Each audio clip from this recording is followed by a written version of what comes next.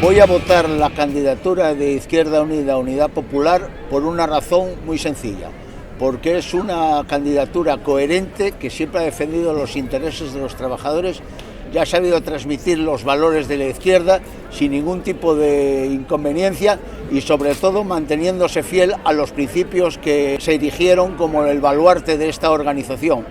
Voy a votar la candidatura de Izquierda Unida, Unidad Popular, tanto a Manuel González Orbiz, el candidato por Asturias, que es el número 1, como a Alberto Garzón, que es el candidato para presidente del gobierno, por la necesidad que tiene este país de un cambio totalmente radical para cambiar las políticas de represión y de rebaja que ha hecho hasta ahora el gobierno de Rajoy. Hay que cambiar este gobierno y poner uno de progreso en aras a la necesidad de los trabajadores y de este país.